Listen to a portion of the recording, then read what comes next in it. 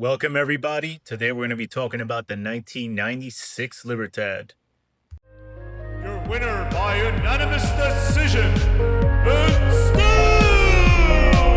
World Heavyweight Champion of the World, the Mexican Libertad. Ladies and gentlemen, your host, Titty Hunter. So during the last video, we saw the 95, and looking at the 96, pretty major change, but there's actually two changes taking place. So that small onza format, where you have a mix of large and small uppercase letters, that was introduced, if you remember, the 1991 Type 2. And then we had also moved to, instead of plain edges, we had reeded edges. And we still have those reeded edges. But two big differences going from the 95 to the 96. The first very obvious one is this is the reverse side. Remember, what you think is the obverse is actually the reverse when it comes to Libertads. This is the obverse side. So the design on the obverse has not changed at all, but on the reverse, it has changed. Angel is now in a more sideways profile type view. The other major change, not as obvious, but if you pay close attention, is the diameter. We're now, the newer 96 is wider. So if I stack them like that, it becomes a little more obvious right there. So let's look at those highlights in more detail here. And what basically, as I mentioned, in that 91, we saw the transition from the large onza font to the small version of it. And now we have two changes going on. We're going to the change of the reverse completely. It's this new look where the lettering is coming up around the top clockwise. And then we also have how wide the coin is. We went from 36 millimeters here to 40 millimeters in 1996. And then this side has not changed. That will change in several more years.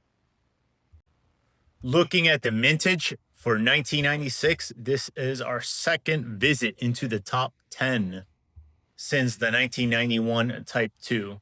So the 1996, we have 300,000 mintage. It's actually tied with 2006 and with 2020 for that number of mintage. So now it is in the top 10, and you will see when we start looking at some sold comps that the prices do take this into account. Taking a look at the graded populations for the 96 on the NGC side, we are up to 711, and on the PCGS side, 475. Just to give you an idea of in terms of the trend this year, when I looked earlier this year, about 150 days ago, the population here at NGC was 659. So in just about 4 months' time, we went from 659 to 711.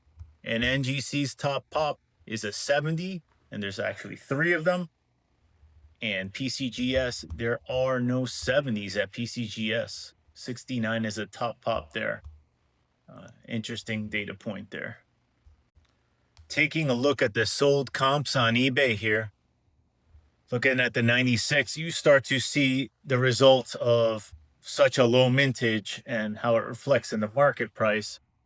So we just had one here in August, $194.99.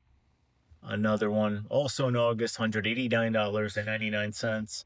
And on the graded side, you're starting to see much higher prices. You're seeing here a 1 ounce, a 68 went for essentially $499. But I keep pointing out and highlighting this. It's important to know that you saw how many were graded. There was 711 and 400 and something on between NGC and PCGS. That's less than 1% of the mintage.